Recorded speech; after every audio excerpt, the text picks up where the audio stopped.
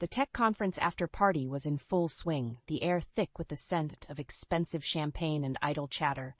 As I made my way through the crowd, glass of rosé in hand, I couldn't shake the feeling that something was off. My eyes scanned the room, searching for my husband, Rowan, who had drifted away moments earlier. That's when I saw them. Rowan, in a dimly lit corner, laughing intimately with a woman I didn't recognize. My heart stopped, and a tightness gripped my chest.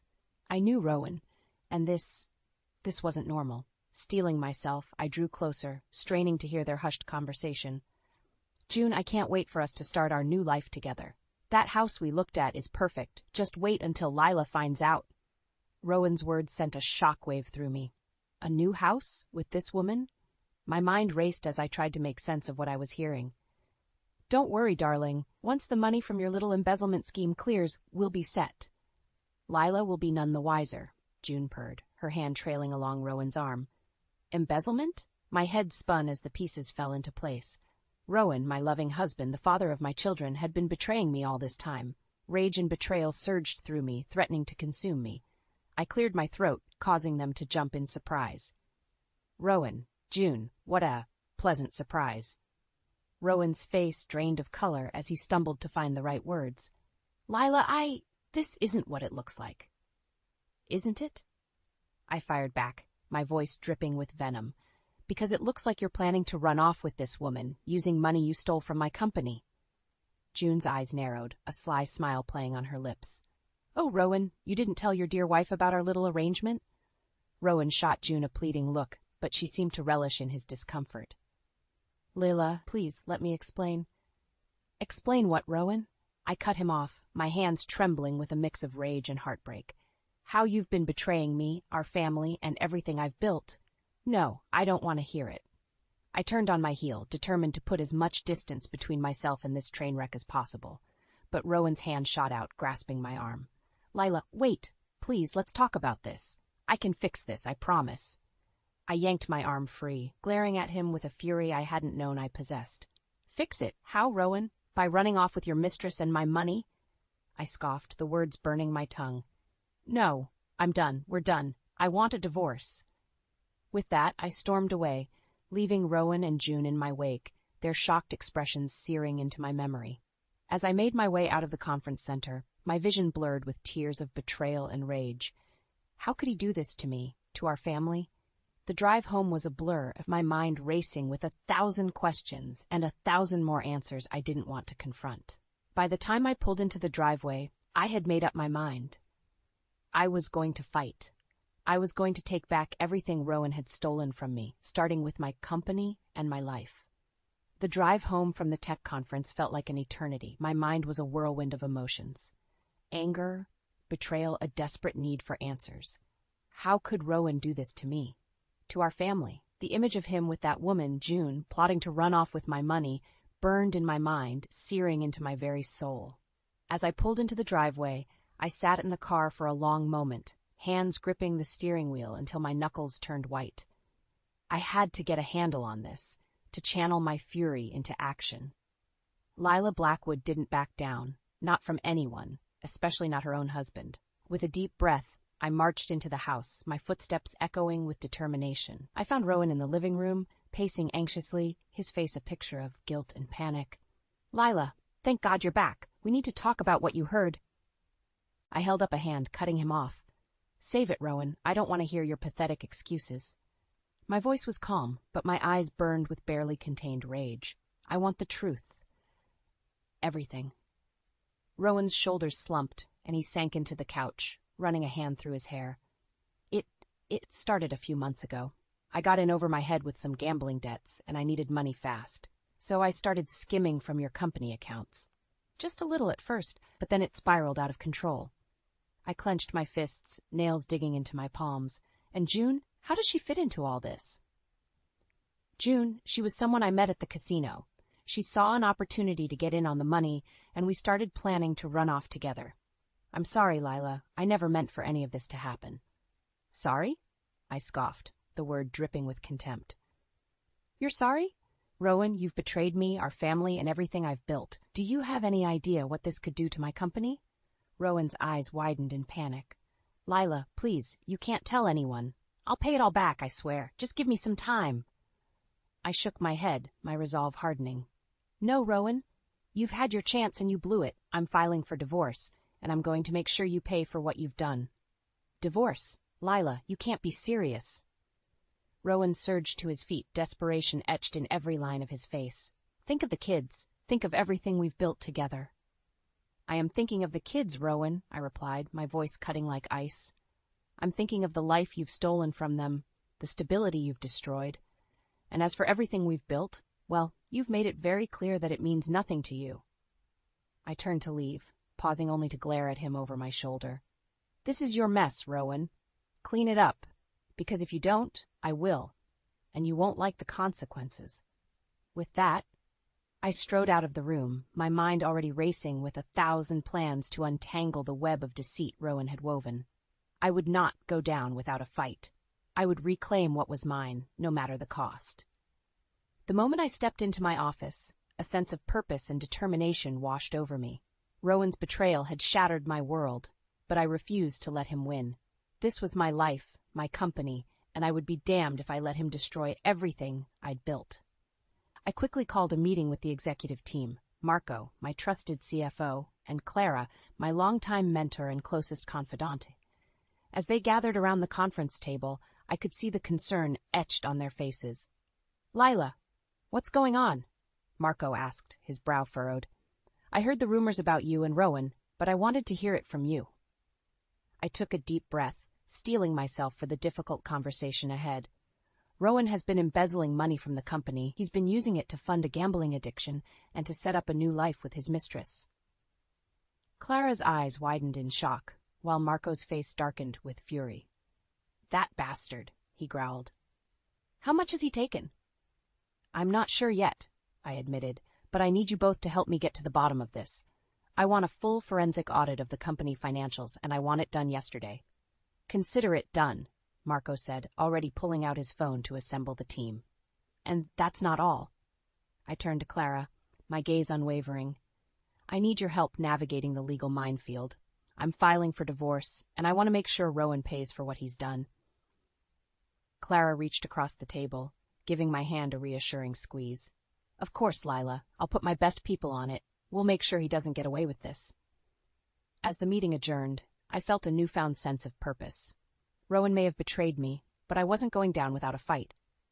I was going to take back control of my life, my company, and my future. Over the next few days, I worked tirelessly with Marco and his team, digging deeper into the company's finances. The numbers were staggering. Rowan had siphoned off millions, all while living a lavish lifestyle with his mistress. The rage I felt only fueled my determination. Concurrently, Clara's legal team sprung into action, freezing Rowan's assets and preparing for a messy divorce battle. They uncovered even more of Rowan's deceit, including debts he had racked up in my name. It was infuriating, but I was grateful to have such a capable team fighting in my corner. As the legal proceedings began, Rowan grew increasingly desperate, lashing out with threats and attempts at manipulation, but I refused to back down. I had spent years building my company, my reputation, and my life. I wasn't about to let Rowan destroy it all. You'll regret this, Lila, he snarled during one particularly heated exchange. I'll make sure you and the kids lose everything. I met his gaze, unflinching. I don't think so, Rowan. You're the one who's going to lose everything. Your money, your freedom, your family. This is my life, and I'm taking it back. With that, I turned and walked away, my steps filled with a newfound confidence. I had the support of my allies, the weight of the evidence on my side, and a burning desire for justice. Rowan may have thought he could outsmart me, but he was about to learn a hard lesson. You don't mess with Lila Blackwood. As the legal battle with Rowan raged on, I was grateful to have a strong support system in my corner. Marco, my loyal CFO and friend, had been instrumental in unraveling the financial web Rowan had woven. He worked tirelessly, poring over every transaction, every account, to piece together the full extent of the embezzlement. And then there was Clara, my trusted mentor and confidant. Her legal team was a force to be reckoned with, navigating the treacherous waters of the divorce proceedings with a skill that left Rowan's lawyers floundering. They uncovered even more of Rowan's deception, from hidden assets to fraudulent loans taken out in my name. "This is a mess, Lila," Clara said during one of our strategy sessions. "But we're going to make sure Rowan pays for what he's done. I promise you that." I nodded, feeling a surge of gratitude and determination. "I know, Clara. I couldn't do this without you and Marco. You two have been my rocks through all of this." Clara reached across the table, giving my hand a gentle squeeze. "That's what family is for. We're in this together, Lila. All the way." I smiled, feeling a weight lift from my shoulders. With Clara and Marco by my side, I knew I could face anything Rowan threw at me. But Rowan, it seemed, was not one to go down without a fight. As the proceedings dragged on, his desperation became more and more apparent. He resorted to threats, trying to intimidate me into backing down. "You think you can just take everything from me?" he snarled during one particularly heated exchange. "I won't let you, Lila. I'll make sure you and the kids suffer for this." I held my ground, refusing to be cowed by his empty threats. "The only one who's going to suffer is you, Rowan. You brought this on yourself. Now you're going to face the consequences."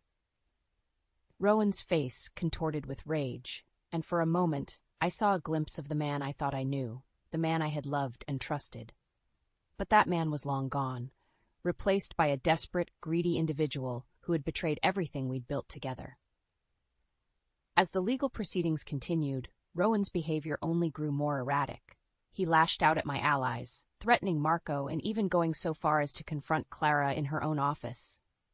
"You're all a bunch of vultures, circling around to pick at the scraps of my life," he shouted, his face twisted with fury. "I won't let you take everything from me." Clara, ever the picture of composure, simply regarded him with a cool, steady gaze. "The only person taking anything from you, Rowan, is you. You've done this to yourself, and now you're going to pay the price." Rowan's shoulders slumped, the fight seeming to drain from him. But I knew better than to let my guard down. This was a man who had shown himself capable of the most despicable betrayals, and I couldn't afford to underestimate him. As I left Clara's office, I couldn't help but feel a sense of foreboding. Rowan was a wounded animal, and wounded animals were the most dangerous. I knew that the final showdown was still to come, and I had to be ready for anything. As the legal battle with Rowan dragged on, I knew I had to take matters into my own hands. The constant threats, the whispers of his crimes, and the strain it was putting on my company and my family, it was becoming too much to bear. That's when I decided to go on the offensive. With the help of my trusted friend and PR maven, Samantha, I crafted a carefully orchestrated plan to expose Rowan's misdeeds to the world. "It's time to shift the narrative, Lila," Samantha said, her eyes gleaming with determination. "Let's take control of the story before Rowan can spin it to his advantage." I nodded, my resolve hardening. "I'm ready. Whatever it takes to bring him down and protect my company and my family." Over the next few weeks, Samantha worked tirelessly, using her extensive network of media contacts to plant the seeds of Rowan's downfall. She fed juicy tidbits to the tech press, hinting at the scandal brewing behind the scenes, the embezzlement, the gambling, the mistress. It didn't take long for the story to pick up steam. Soon, headlines were blaring, and the public was clamoring for more details. Rowan, who had once been a respected figure in the industry, found himself thrust into the spotlight for all the wrong reasons. When the sharks began to circle, Rowan grew increasingly desperate, lashing out at me and my allies. But we were ready for him. "You think this is going to save you, Lila?" He spat, his eyes wild with fury. "You've only made things worse. Now the whole world knows what a conniving bitch you are." I met his gaze, unflinching. "No, Rowan, the whole world knows what a despicable, greedy man you are, and they're going to watch as you pay for your sins." Rowan let out a humorless laugh. "You really think you can win this? You have no idea what I'm capable of." "Oh, but I do," I replied, my voice dripping with contempt, "and that's why I'm going to make sure you never hurt me or my family ever again." With that, I turned and walked away, leaving Rowan seething in his own impotent rage. I knew that the worst was yet to come, but I was prepared. I had the support of my allies, the weight of the evidence on my side, and a burning desire for justice. As the media storm raged on, I continued to work tirelessly with Samantha and my legal team to ensure that Rowan's misdeeds were exposed for all to see. We leveraged every connection, every resource at our disposal, until the truth became impossible to ignore. Rowan's gambling addiction, his lavish lifestyle funded by my company's money, his betrayal of our family, it all came pouring out, a torrent of revelations that left him reeling. I watched with a grim satisfaction as his social and professional standing crumbled, his once vaunted reputation reduced to ashes. And through it all I remained steadfast, my focus laser-sharp on the ultimate goal, reclaiming my life, my company, and my future. Rowan had taken so much from me, but I was determined to take it all back, and then some. As the final showdown in the courtroom loomed, I knew that the stakes had never been higher, but this time I was the one in control. This time, Rowan would answer for his crimes, and I would emerge victorious. The day of the final courtroom showdown had arrived, and I couldn't help but feel a surge of nervous anticipation coursing through my veins. After months of legal battles, of exposing Rowan's deceit and betrayal, this was the moment of reckoning. As I stepped into the imposing courtroom, my eyes immediately landed on Rowan, sitting hunched at the defendant's table, his once confident demeanor now tinged with desperation. I took a deep breath, steeling myself for the challenge ahead, and joined my own legal team, led by the formidable Vivian. "Are you ready for this, Lila?" Vivian asked, her gaze unwavering. I nodded, my jaw set with determination. "More than ready. Let's make him pay for what he's done." The proceedings began with Vivian laying out the evidence, the meticulous paper trail of Rowan's embezzlement, the damning financial records, the testimony of those he'd wronged. With each passing moment, Rowan's face grew paler, the noose tightening around his neck. But just when I thought the case was all but won, Rowan's lawyer pulled a surprise witness, June, the woman he'd been planning to run off with. As June took the stand, her eyes darted around the courtroom, a mixture of fear and defiance etched on her face. I didn't know the full extent of Rowan's crimes," she stammered. "I only found out about the embezzlement and his gambling addiction after he dragged me into his scheme." Rowan's lawyer pounced, sensing an opportunity. "So you're telling us that my client kept you in the dark about his illegal activities?" June hesitated, her gaze flickering to where I sat. "Yes, that's right, Rowan. He lied to me, just like he lied to his wife. I had no idea what he was doing until it was too late." The courtroom erupted in a flurry of murmurs, and I felt a surge of triumph. Rowan's carefully crafted web of lies was unraveling before our eyes. Vivian wasted no time in seizing the advantage. "So, Miss June, are you telling this court that you were an unwitting accomplice in Mr. Blackwood's criminal activities?" June nodded, her voice trembling. "Yes, that's exactly what I'm saying. I'm sorry for what I've done. I never meant for any of this to happen."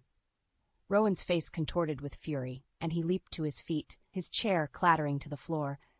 "You backstabbing bitch!" he bellowed, his eyes wild with rage. "How dare you turn against me?" The judge slammed his gavel, his voice booming through the stunned silence. "Order in the court. Mr. Blackwood, you will control yourself or be held in contempt." Rowan sank back into his seat, his shoulders slumped in defeat. I couldn't help but feel a sense of grim satisfaction wash over me. This was it, the moment I'd been waiting for, the moment Rowan would finally face the consequences of his actions. As the final arguments were presented, I watched Rowan's world crumble around him. The evidence was overwhelming, the testimonies damning. There was no escape, no way for him to wriggle out of this. And when the verdict was read, sentencing Rowan to a lengthy prison term and stripping him of his assets, I felt a weight lift from my shoulders. Justice had been served, and I had emerged victorious. Rowan's betrayal had been laid bare for all to see, and now he would pay the price. As I left the courtroom, I couldn't help but feel a sense of bittersweet triumph. I had won, but at what cost? The pain of Rowan's betrayal still stung, and the scars would take time to heal. But I knew that I was stronger for it, and that I was ready to start anew, to reclaim my life and my future. The verdict had come down, and Rowan's world crumbled around him. As he was led away in handcuffs, his face contorted with a mix of disbelief and rage, I couldn't help but feel a sense of grim satisfaction. "This isn't over, Lila," he shouted, his voice laced with desperation. "I'll make you pay for this, I swear." I simply regarded him with a cool, steady gaze. "No, Rowan, this is over. You've lost everything, your freedom, your money, your family, and now you're going to pay the price for your betrayal." With that, he was whisked away, the heavy courtroom doors slamming shut behind him. I let out a deep breath, feeling as if a weight had been lifted from my shoulders. The nightmare was finally over. In the days and weeks that followed, the full extent of Rowan's downfall became painfully clear. His assets were seized, his reputation in tatters, and his once vaunted status in the tech community reduced to ashes. The media, once obsessed with his rise to power, now gleefully reported on his spectacular fall from grace. As for me, I emerged from the ordeal stronger and more determined than ever. With the help of my loyal allies, I set about the task of rebuilding my life and my company. Marco, my trusted CFO, worked tirelessly to restore the financial stability that Rowan had threatened to destroy, while Clara's legal team ensured that I retained full custody of our children and a significant portion of our joint assets. "You've come out of this a warrior, Lila," Clara said, a proud smile tugging at the corners of her mouth. "Rowan thought he could break you, but you've proven him wrong. Now it's time to reclaim your life." I nodded, feeling a surge of determination. That's exactly what I intend to do. I won't let Rowan's betrayal define me. This is my chance to start fresh, to build something even better. And that's exactly what I did. With a renewed sense of purpose, I poured my energy into my company, steering it to new heights of success. I used my experiences to create a foundation dedicated to supporting and empowering other women entrepreneurs, ensuring that they never had to face the kind of betrayal and adversity that I had endured. As for Rowan, his downfall was swift and unforgiving. Stripped of his wealth and social standing, he found himself adrift, a pariah in the very community he had once dominated. Attempts to rebuild his life were met with scorn and rejection, a constant reminder of the consequences of his actions. I couldn't help but feel a twinge of pity for him, but it was quickly overshadowed by the anger and resentment that still simmered within me. Rowan had taken so much from me, and even now, as he languished in the ruins of his once gilded life, I couldn't find it in myself to forgive him. "You brought this on yourself, Rowan," I said, when he reached out to me one final time, his voice laced with desperation. "And now you have to live with the consequences." With that, I severed all ties, determined to move forward and never look back. Rowan's betrayal had changed me, but it hadn't broken me. If anything, it had forged me into a stronger, more resilient woman, one who was ready to take on the world and win. As the dust settled on the tumultuous events that had upended my life, I found myself standing at the precipice of a new chapter. Rowan's betrayal had shaken me to my core, but it had also forged me into a stronger, more resilient woman. I was determined to take back control of my life and my future, and that's exactly what I set out to do. With Rowan's assets and embezzled funds returned to me, I was able to not only stabilize my company but propel it to new heights of success. The public's sympathy was firmly on my side, and I leveraged that goodwill to secure lucrative contracts and investments. My team, led by the ever-reliable Marco, worked tirelessly to streamline operations and capitalize on the newfound momentum. "It's like a weight has been lifted off our shoulders, Lila," Marco said during one of our strategy meetings. "Now that Rowan's mess is behind us, we can focus on taking this company to the next level." I nodded, a small smile tugging at the corners of my lips. "That's exactly what I intend to do, Marco. This is our chance to build something truly remarkable." And that's exactly what we did.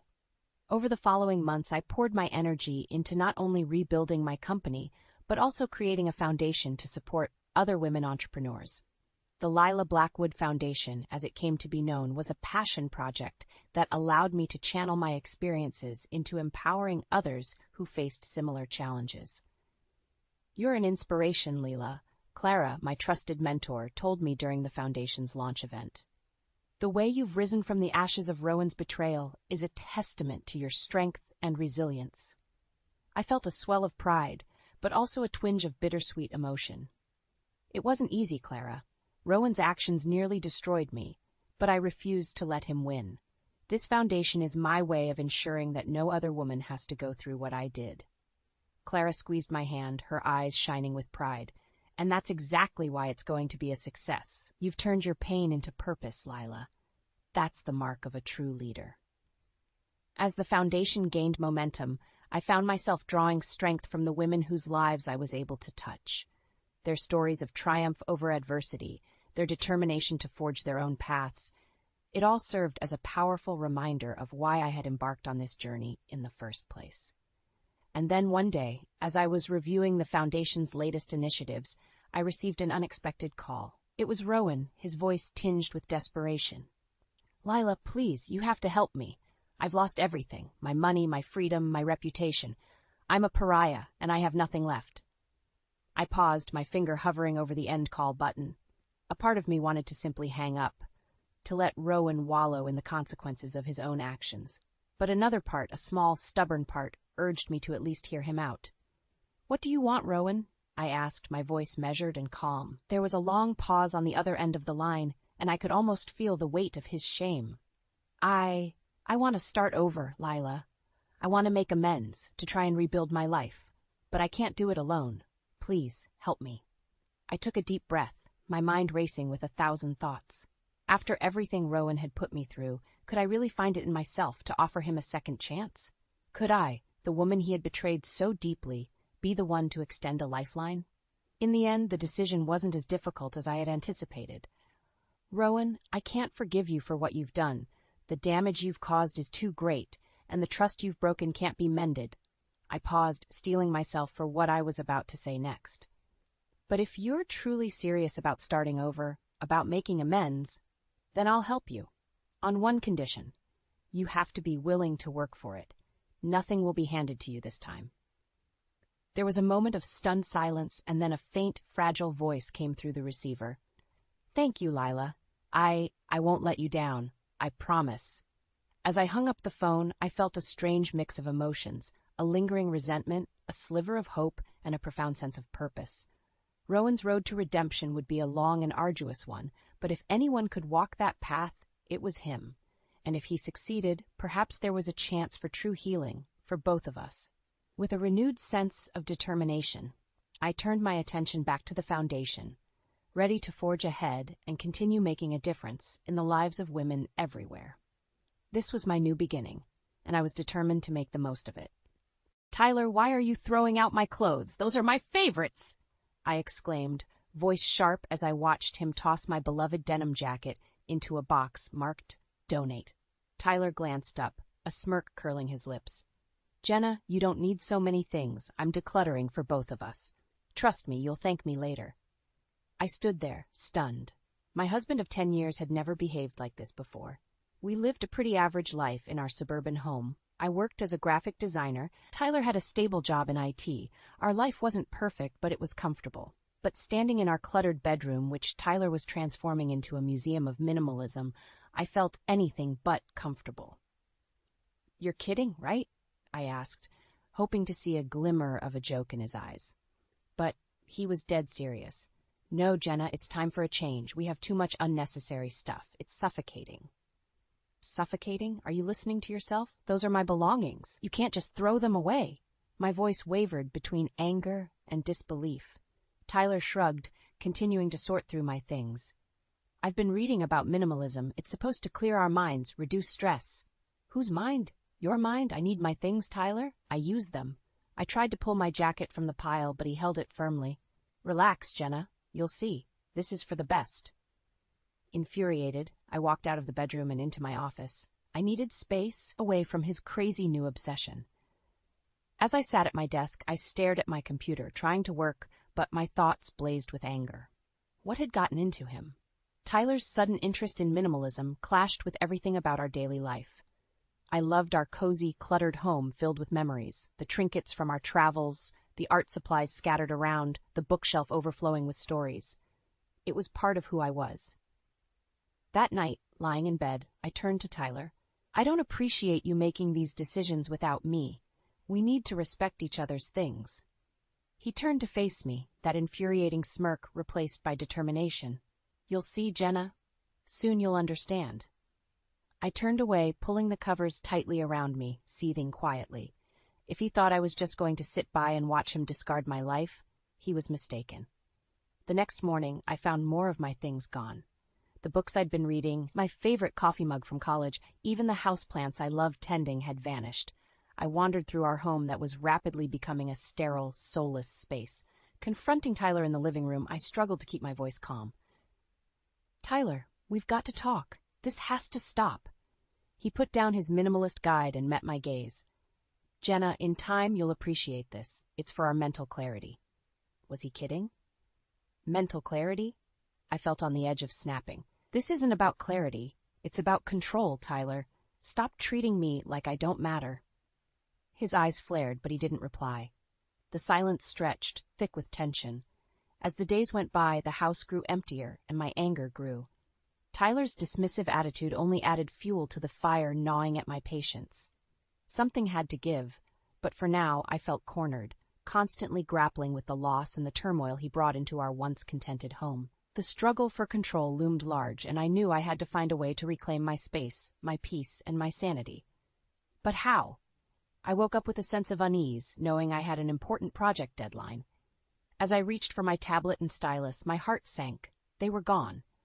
Frantically, I searched around my office, the drawer, the desk, even the bookshelf. Nothing. "Tyler!" I screamed, storming into the kitchen where he sat sipping his morning coffee. He looked up with that same smirk. "Morning, Jenna, what's the panic? My work tools, my tablet, my stylus, my sketch pad, where are they?" I demanded, feeling my heartbeat in my throat. He leaned back, looking entirely too pleased with himself. "I hid them. You need to focus on real life, not on screens." "Are you out of your mind?" I shouted, anger making my words sharp. "I need those for my job, Tyler. This isn't some hobby. It's how I pay the bills." He shrugged nonchalantly. "You're too dependent on these things. I did this for your own good." My fists clenched. "For my own good? You're sabotaging my work. Give them back now." "Not until you calm down and realize I'm right," he said, standing up and crossing his arms. Desperation clawed at my insides. I didn't have time for this. My deadline was looming, and every minute without my tools was another nail in the coffin of my professional reputation. "Where did you put them?" I asked, my voice breaking.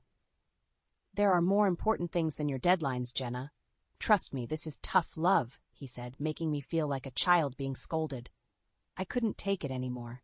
I grabbed my car keys and left the house, driving aimlessly just to clear my head. I ended up at a coffee shop, trying to figure out how to salvage my project. But without my tools, I was helpless. Hours passed, and I knew I'd never make the deadline. My client's messages went from concerned to irate. Back home, Tyler sat watching TV, unbothered by the chaos he'd caused. "Are you ready to admit you're too consumed by technology?" he asked when I walked in. "I missed my deadline," I said flatly, my voice hollow. "Maybe it's a wake-up call," he replied, eyes still glued to the screen. "Tyler, you cost me a major project. I could lose my job over this," I said, fighting back tears. He finally looked at me. "You're overreacting. One project isn't going to end your career. It's all part of the process of simplifying our lives." I couldn't believe his arrogance. "You just don't get it, do you?" I felt a wave of hopelessness crash over me. Days later, the fallout from missing that deadline hit. I received an email from my boss, expressing severe disappointment and hinting that my future projects would be closely scrutinized. My career, something I'd worked so hard to build, was now hanging by a thread, all because of Tyler's absurd obsession. I cornered Tyler as he was sorting through another box of my belongings. "This stops now, Tyler. If you touch anything else, we're done." He laughed, not taking me seriously. "You love me too much to leave, Jenna." Rage and despair mingled inside me. "We'll see," I whispered, more to myself than to him. The days that followed were tense. Tyler continued his minimalist crusade, ignoring my warnings. Our home, once filled with my creative energy, now felt like a battleground. The man I married was gone, replaced by someone I no longer recognized. And as much as I hated the thought, I knew I had to fight back. But how? Margaret's advice replayed in my mind. Maybe it was time for a new strategy. I woke up to another day in our increasingly empty house.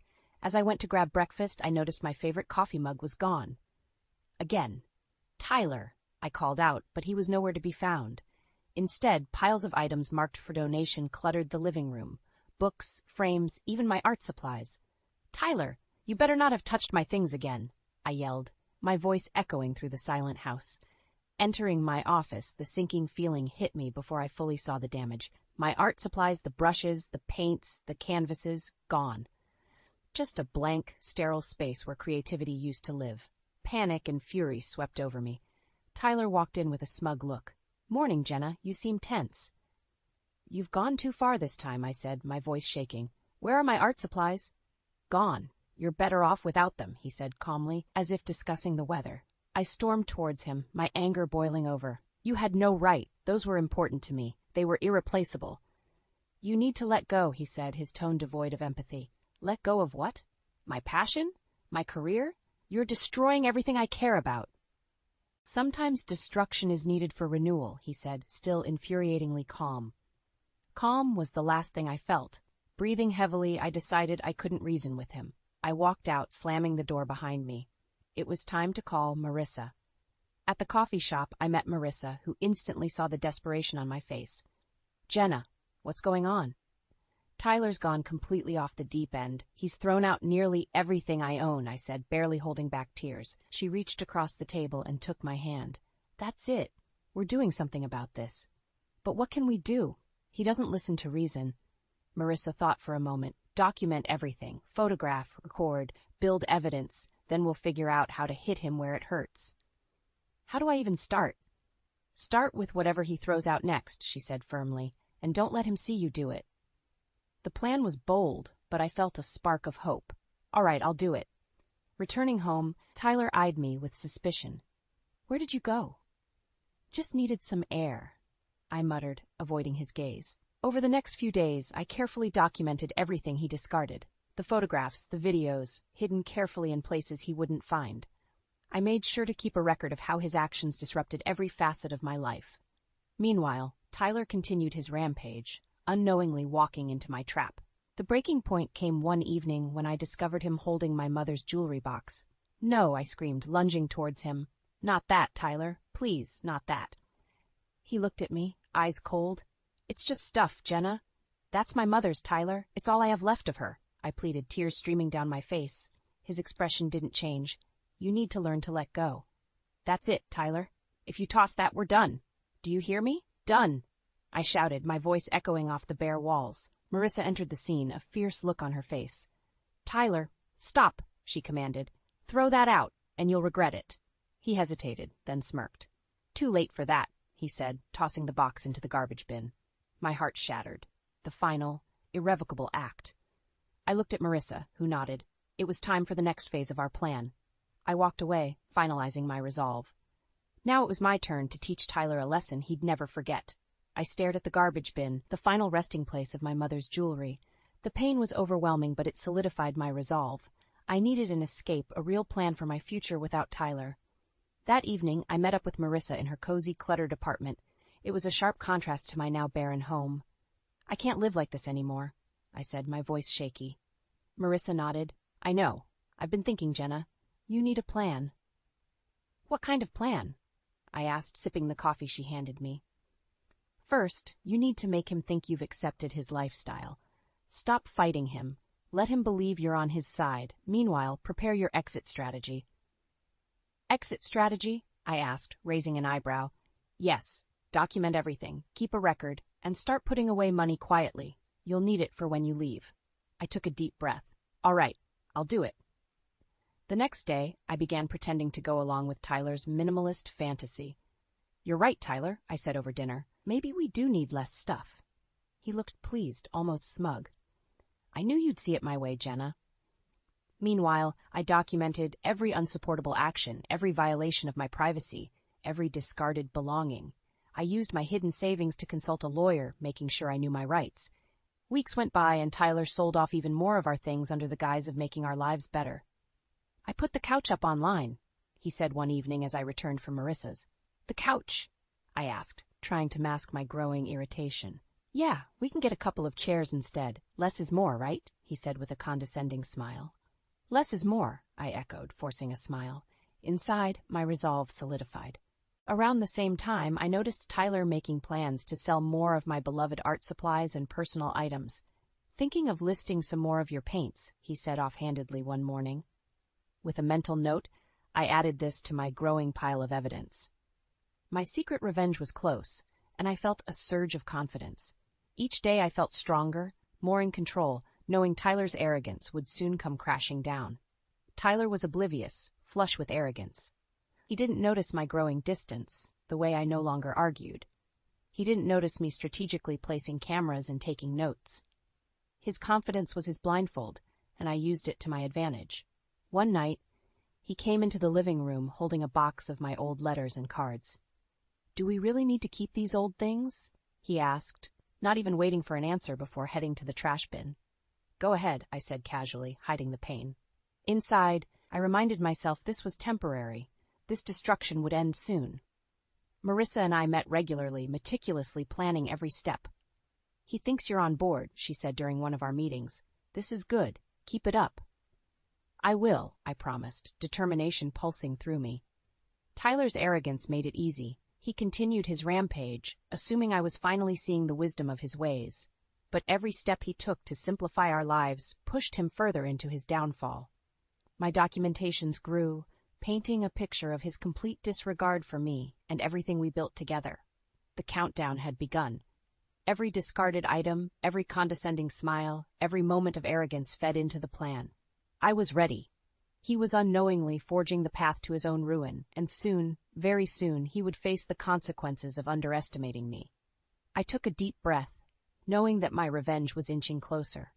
Tyler's world would implode, and from the wreckage, I'd rise stronger than ever. Every morning felt like a new opportunity to gather more evidence. I stealthily cataloged Tyler's increasingly outrageous actions, frequently pausing my routine to photograph or record him. The house was no longer a home, but a battleground I had mapped out meticulously. One afternoon, Tyler came home, elated. "Jenna, guess what?" he announced, grinning as if he just won the lottery. "What is it?" I asked, feigning interest.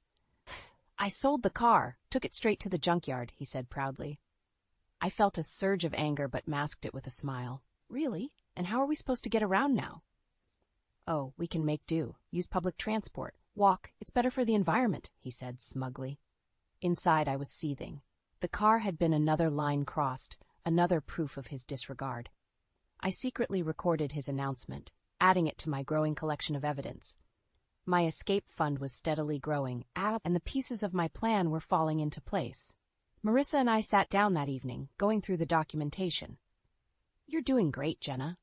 Just a bit longer, and you'll have all you need," she encouraged. "I just need to stay focused," I replied, determination in my voice. Later, Tyler continued his spree by selling off more of the furniture. "We can live a simple life with the essentials," he said, pretending to be wise. "I've got some buyers for the dining table and chairs." Anger simmered, but I nodded, playing my part. "I suppose you're right. Less is more." Over the next few days, Tyler's arrogance peaked. He never asked, never second-guessed his decisions, always convinced of his righteousness. He even proudly shared his minimalist philosophy with our friends, receiving mixed reactions. "You're ruining Jenna's life," Marissa snapped at one such gathering. "This isn't minimalism, it's madness." Tyler only chuckled. "You'll understand eventually. Jenna, tell them how much better things are now." I forced a smile. "It's a big adjustment, but I'm starting to see the benefits." In reality, each declaration solidified my resolve. His downfall would be both swift and brutal. My lawyer had prepared everything for the divorce, ensuring my financial security and protection. I discussed final preparations with Marissa, fine-tuning the public revelation of Tyler's actions. One night, Marissa and I set up hidden cameras throughout the house, positioning them to capture Tyler's every arrogant move. We ensured they were discreet, undetectable. Tyler, none the wiser, continued his tirade unchecked. The final straw came when Tyler decided to sell my laptop, the one lifeline to my work. "It's a distraction," he argued, "keeping you tied to the old ways." I listed my rejection in silent screams, recording him listing it online. "Sure, Tyler, go ahead," I managed weakly, inside burning with fury. Marissa met me outside that night. "Tomorrow, Jenna. We release the footage tomorrow." I nodded, a mix of anxiety and anticipation churning within. "I'm ready." The next morning, Tyler beamed with unearned pride. "I've arranged for the final pickup. Soon we'll be truly free." I smiled, hiding my true feelings. The footage would go live today. I pressed the button, releasing the carefully edited clips of Tyler's increasingly erratic behavior online. Within hours, our little suburban nightmare started to spread like wildfire. Calls started pouring in. Tyler's phone buzzed nonstop. Confused and frustrated, he turned to me. "What's happening?" "You're finally facing the consequences, Tyler," I said, watching his expression shift from confusion to horror. Our life as he knew it was about to implode, and I felt a sense of justice finally taking form. I had steps to take, legal papers to file, a future to reclaim. What came next was his downfall, a consequence he never saw coming. Tyler's phone buzzed incessantly as the footage circulated online. He looked bewildered, flipping through calls and messages. The smirk that had become a permanent fixture on his face was gone, replaced by a taut scowl. "What is happening, Jenna?" Tyler snapped, eyes narrowing. I met his gaze, feeling a wave of satisfaction.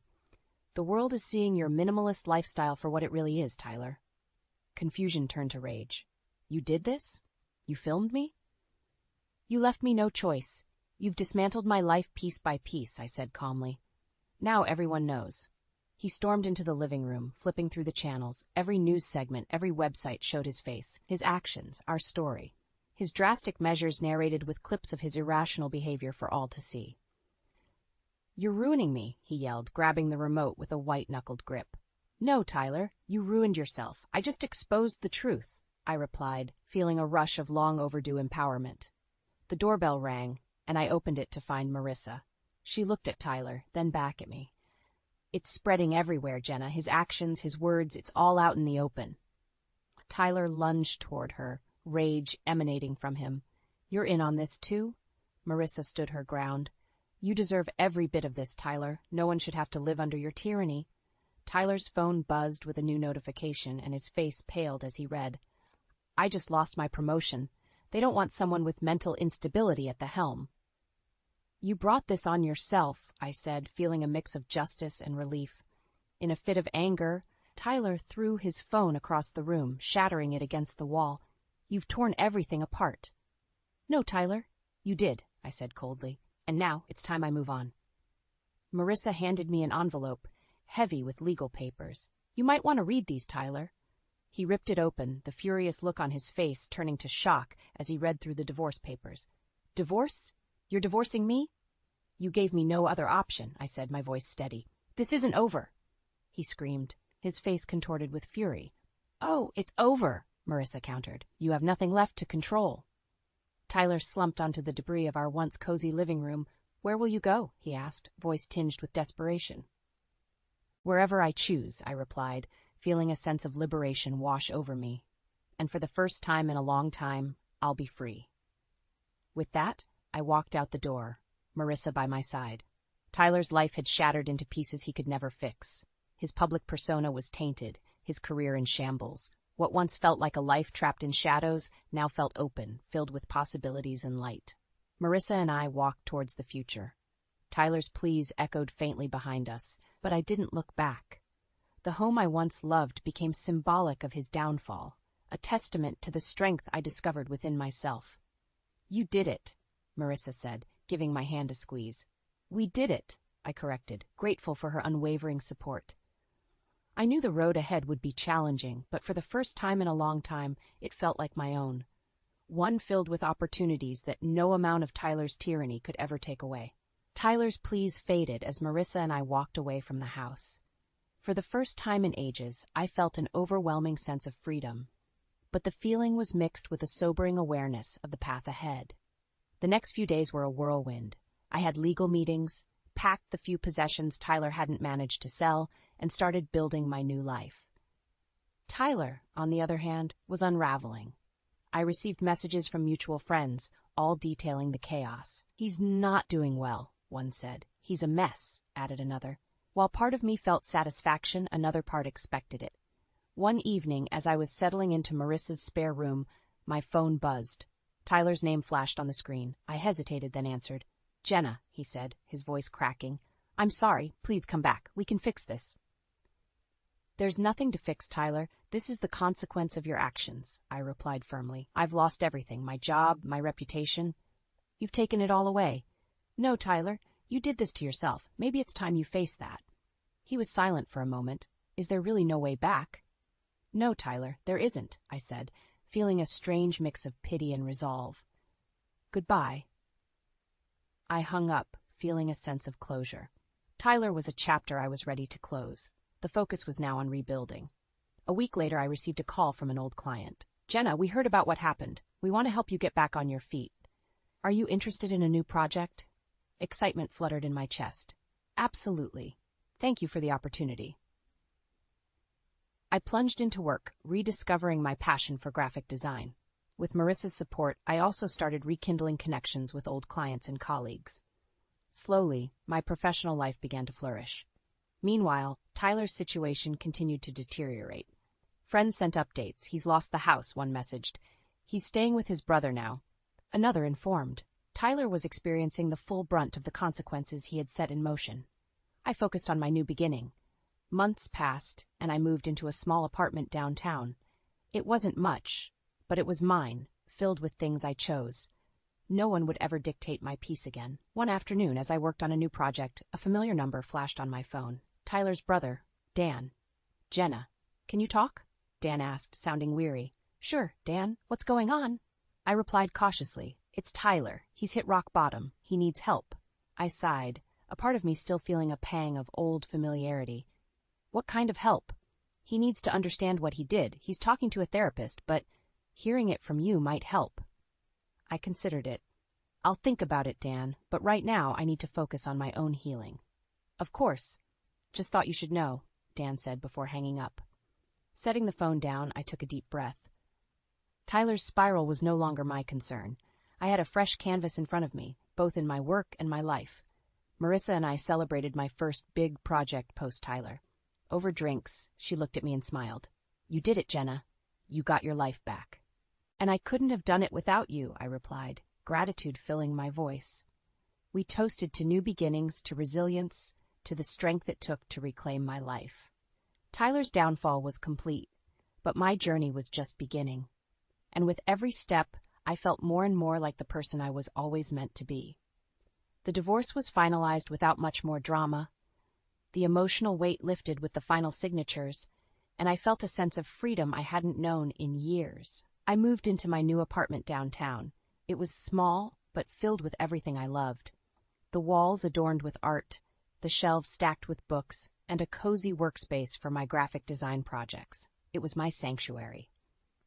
On my first night alone, Marissa came over with a bottle of champagne. "Here's to new beginnings," she said, raising her glass. "To new beginnings," I echoed, clinking glasses. We laughed and talked until the early hours, the future feeling bright and promising. The next few weeks flew by. I dove into my work, reconnecting with old clients and gaining new ones. The satisfaction of rebuilding my career brought a sense of accomplishment. Each new project became a testament to my resilience. One afternoon, I received a call from Olivia Lane, Marissa's sister. "Jenna, I have a client who needs a top-notch graphic designer. Are you free to discuss?" "Absolutely," I replied, feeling a mix of excitement and gratitude. This connection could open doors I hadn't even considered. Meeting Olivia's client went better than I imagined. They were impressed with my portfolio and enthusiasm. Landing the project felt like validation for everything I endured and overcame. A new chapter was unfolding, and I was ready for it. Meanwhile, I've heard sporadic updates about Tyler. Mutual friends mentioned he was still struggling, his life dismantled, much like what he had done to mine. He moved in with his brother, barely scraping by. He reached out a few more times, apologies intermixed with pleading, but I kept my distance. The door to that part of my life was permanently closed. During a dinner with Marissa, she looked at me with a smile. "You know, you're glowing." I laughed. "Am I? I guess it's the new freedom, the chance to build my life the way I want." "You deserve every bit of happiness," she said, raising her glass again. "To us," I said, taking a sip. Life continued to improve. I settled into a new routine, balancing work and personal time, reconnecting with old friends, indulging in hobbies I had abandoned, art, reading, even taking a new dance class. One afternoon, while sketching at a local park, I ran into an old colleague. "Jenna, is that you?" I looked up, smiling. "It is. How have you been?" Catching up felt nostalgic and refreshing. We talked about future collaborations, sharing ideas and possibilities. My network grew, bringing new opportunities and collaborations. Despite everything, Tyler's shadow lingered. He was a lesson, a reminder of what could happen when one person tries to dominate another. But instead of anger, I felt a strange sense of pity. He had lost everything through his own actions and was now paying the price. One morning, I received a package. Inside was the jewelry box Tyler had thrown out, carefully restored. No note, but I knew it was from Marissa. Tears welled up as I held it, feeling a closure I didn't know I needed. That weekend, Marissa and I went out to celebrate. We danced, laughed, and wondered about the future. The weight had lifted, replaced by hope and excitement. Standing on my apartment balcony that night, looking out at the city lights, I felt a deep sense of peace. Life had thrown curveballs, but I had come out stronger. Revenge wasn't sweet, but justice. Finding my voice and reclaiming my life, that was the real victory.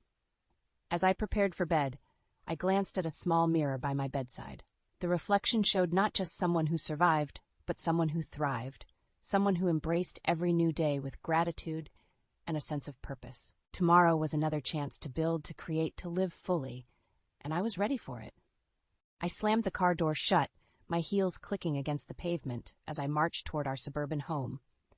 The setting sun cast long shadows across the manicured lawn, but the beauty was lost on me.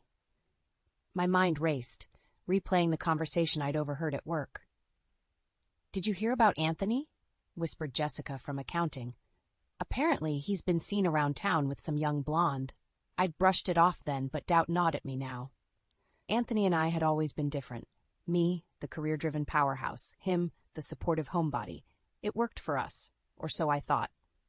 As I reached for my keys, the front door swung open. There stood Anthony, his salt and pepper hair tousled, wearing that goofy, kiss-the-cook apron I'd bought him years ago. "Kate, you're home early," he said, surprise evident in his voice. I was just about to start dinner. I pushed past him, tossing my briefcase onto the entryway table. "We need to talk, Anthony." He followed me into the kitchen, concern etching his features. "What's wrong, honey? Rough day at work?" I spun to face him, my eyes narrowing. "Where were you last Tuesday evening?" Anthony's brow furrowed. "Tuesday, I was at the gym, I think. Why?" "The gym," I repeated, my voice flat. "Funny, because Jessica from accounting saw you at Rosario's, with a blonde." His face paled, and for a moment I saw guilt flash in his eyes before he composed himself. "Kate, it's not what you think. That was Beth from my book club. We grabbed a quick bite after the meeting ran late." I wanted to believe him. God, how I wanted to, but something didn't sit right. "Book club? Since when are you in a book club?" Anthony sighed, running a hand through his hair. "I joined a few months ago. I thought it might give us something to talk about besides your work." The words stung, but I pushed the hurt aside. "And you didn't think to mention this?" "Honestly, I didn't think you'd care," he said softly. We stood there, the silence stretching between us like a chasm. I was about to press further when my phone buzzed, a text from my boss. "Big news. Call me ASAP." I glanced at Anthony, torn between my suspicions and my career. "This isn't over," I said, grabbing my phone and heading to the study. 10 minutes later, I emerged, my head spinning. A promotion. A big one. But it came with a catch, a 2-year assignment in Chicago. I found Anthony in the living room, pretending to read a book. "That was work," I said, perching on the arm of the sofa. "They've offered me a promotion." His eyes lit up. "Kate, that's fantastic. I'm so proud of you." For a moment, I saw the man I fell in love with, supportive, kind, always in my corner. But then I remembered the blonde, the lies, and my heart hardened. "It's in Chicago," I said, watching his reaction carefully. "For 2 years. Anthony's smile faltered. "Oh, I see." "I haven't accepted yet," I added quickly. "I wanted to discuss it with you first." He nodded slowly, his gaze fixed on the carpet. "It's a great opportunity, Kate. You should take it." His easy acquiescence surprised me. Shouldn't he fight for us? Ask me to stay? Before I could respond, the doorbell rang. Anthony jumped up. "I'll get it," he said, relief evident in his voice. I heard muffled voices at the door, then Anthony called out, "Kate, there's someone here to see you." Curious, I made my way to the entryway. There, holding a thick manila envelope, stood a man in a crisp suit. "Catherine Lawson?" he asked. I nodded, a sense of dread washing over me. "This is for you," he said, handing me the envelope. "You've been served." As the man turned and left, I stared at the envelope in my hands, my world tilting on its axis. What fresh hell was this? I looked up at Anthony, his face a mask of confusion and concern. In that moment, I knew our comfortable life was about to be shattered. The only question was, How many pieces would be left when the dust settled? I stared at the pregnancy test, the 2 pink lines mocking me. This couldn't be happening. Not now. Not when everything was falling apart. The manila envelope from last night lay unopened on the bathroom counter. I didn't need to look inside to know what it contained. Divorce papers. Anthony's ultimate betrayal. A knock on the door startled me. "Kate, are you okay in there?" Anthony's voice, laced with concern, made my stomach churn. I shoved the test into my pocket and opened the door. "I'm fine," I lied, brushing past him. He caught my arm gently. "Kate, we need to talk about last night, about the papers." I yanked my arm away. "There's nothing to talk about. You want a divorce? Fine, but don't expect me to make it easy for you." Anthony's face crumpled. "It's not what you think. I didn't file for divorce. Those papers, they're from my mother." I froze, confusion replacing anger. "Your mother? What are you talking about?" He sighed, running a hand through his hair. "Remember that letter you found last month? The one hinting at some family secret?" I nodded, recalling the cryptic message that had set my suspicions in motion. "Well, those papers explain everything. My mother, she's not who I thought she was, and neither am I." Before he could elaborate, my phone rang. It was my boss again. "I have to take this," I said, grateful for the interruption. 10 minutes later, I emerged from the study, my mind reeling. The promotion was official, but the timeline had been moved up. They wanted me in Chicago by the end of the week. I found Anthony in the kitchen, the envelope's contents spread across the table. His eyes were red-rimmed, his face pale. "They want me in Chicago by Friday," I blurted out. He looked up, startled. "What? But that's so soon." "I know, but this opportunity, Anthony, it could change everything for us." He laughed bitterly. "Us? Kate, did you even look at these papers? My whole life is a lie. I don't even know who I am anymore." I felt a pang of guilt, but pushed it aside. "We can figure this out, together. Maybe this move is exactly what we need, a fresh start." Anthony shook his head. "You don't get it, do you? Your career has always come first, even now, when our marriage is falling apart, when my world is crumbling. All you can think about is your next big move." His words stung, but I couldn't deny the truth in them. "That's not fair. I've worked hard to get where I am. And I've worked hard to support you," he shot back. "But at what cost? We're strangers, Kate, living separate lives under the same roof." I opened my mouth to argue, but nausea hit me like a wave. I bolted for the bathroom, barely making it in time. As I retched into the toilet, I felt Anthony's presence behind me. "Kate, are you sick?" I wiped my mouth, avoiding his gaze. "I'm fine. Must be something I ate." But as I stood, the pregnancy test fell from my pocket. Anthony's eyes widened as he saw it. Are you?" I nodded, tears welling up. "I just found out this morning." For a moment, joy flickered across his face. Then reality set in. "The job in Chicago. What are you going to do?" The question hung between us, heavy with implications. I placed a hand on my stomach, torn between my career ambitions and the new life growing inside me. "I don't know," I whispered. "I honestly don't know." Anthony reached out, his hand hovering uncertainly.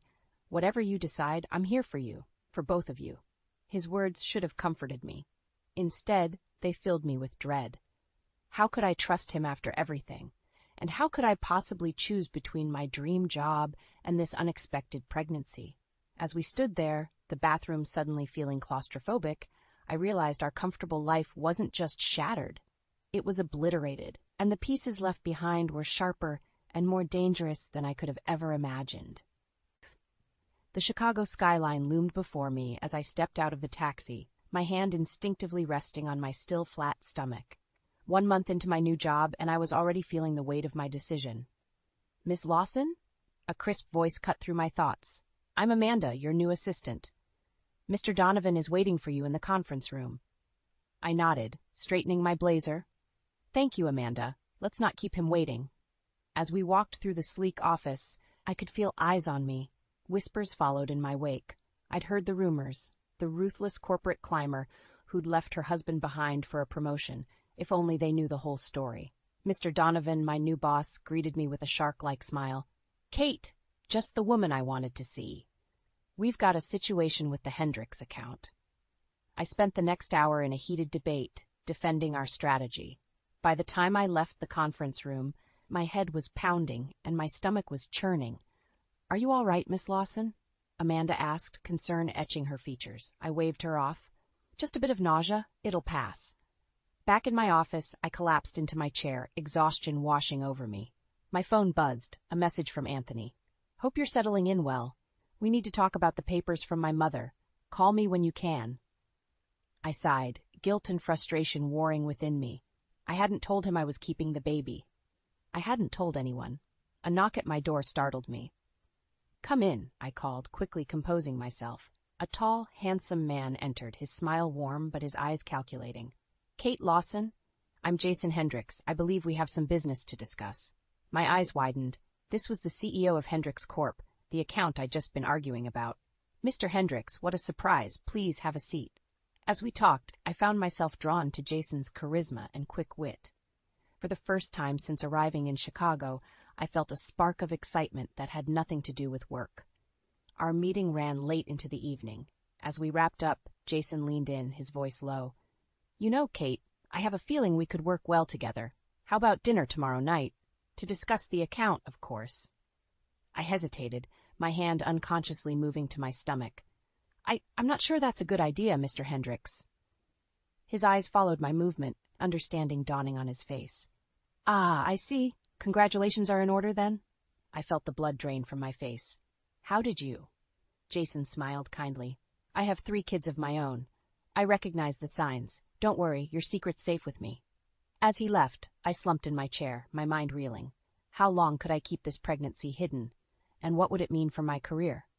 My phone buzzed again. Another message from Anthony. Kate, please call me. It's important. With shaking hands, I dialed his number. His voice, when he answered, was tense. Kate, thank God, I've been trying to reach you all day. What's wrong, Anthony? I asked, dread pooling in my stomach. He took a deep breath. It's about the papers from my mother. I'm not who I thought I was. My father, he's not my biological father. I gasped, the implications hitting me like a freight train. What are you saying, Anthony? I'm saying, he replied, his voice breaking, that the man I thought was my father, he's actually my uncle, and the woman I've known as my aunt, she's my biological mother. The room spun around me as the weight of his words sank in. Just when I thought our lives couldn't get more complicated, this bombshell dropped. There's more, Anthony continued, his voice barely above a whisper. Kate, I think I might have a half-sister, and I think she might be in Chicago. As the words left his mouth, a knock at my office door made me jump. I looked up to see Amanda, her face pale. Ms. Lawson, there's someone here to see you. She says she's Anthony's sister. I stared at the woman sitting across from me, searching for any resemblance to Anthony. She introduced herself as Melissa, and the family resemblance was undeniable. The same warm brown eyes, the dimple in her left cheek when she smiled nervously. I'm sorry to barge in like this, Melissa said, fidgeting with her purse strap. I only found out about Anthony a few weeks ago. When I learned his wife was working here in Chicago, I couldn't resist the chance to meet you. My head spun. How did you find me? She looked sheepish. I may have done some light stalking on social media. I hope you don't mind. I forced a smile, my hand unconsciously moving to my stomach. It's a lot to take in. Melissa nodded, her eyes following my movement. Her gaze lingered on my midsection, and I saw a flicker of understanding cross her face. Before she could comment, my phone buzzed insistently. Excuse me, I said, glancing at the screen. It was Jason Hendricks. Again, I need to take this. Stepping out of my office, I answered the call. Mr. Hendricks, what can I do for you? Kate, I need you at the gala tonight. Jason's voice was urgent.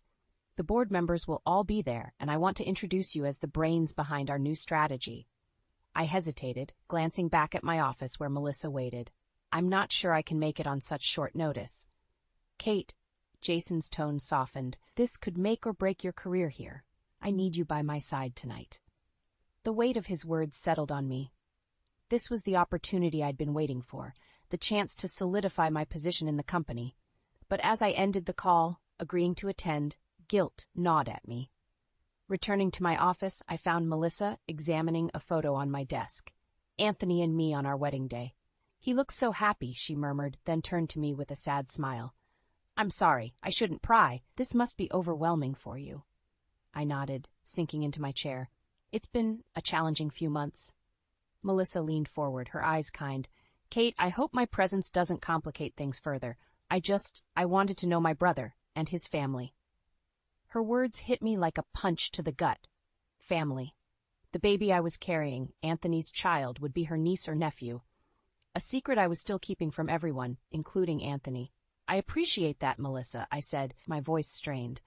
But I'm afraid I have a work engagement tonight. Perhaps we could continue this conversation another time? As I ushered her out, promising to be in touch, my phone buzzed again. A text from Anthony. Haven't heard from you. Everything okay? Miss you. I stared at the message, guilt and longing warring within me. When was the last time we'd really talked? The distance between us seemed to grow with each passing day. Hours later, I stood before the mirror in my hotel room, smoothing down my gown. The fabric clung to my body, and I realized with a start that a small bump was beginning to show. Panic rose in my throat. How long could I keep this secret? As I entered the gala, Jason immediately appeared at my side, his hand on the small of my back, guiding me towards a group of stern-looking men in expensive suits. Gentlemen, Jason announced, his voice proud, I'd like you to meet Kate Lawson, the woman who's going to revolutionize our approach to the Hendricks account. I plastered on my most confident smile, pushing thoughts of Anthony, Melissa, and the baby to the back of my mind. This was my moment, the culmination of years of hard work and sacrifice. But as I shook hands and made small talk, I couldn't shake the feeling that something was slipping away. Something far more precious than any career advancement. My phone vibrated in my clutch. Another message from Anthony. Kate, we really need to talk. It's important. Please call me. In that moment, surrounded by the glittering elite of Chicago's business world, I realized I was standing at a crossroads. The path I chose tonight would change everything.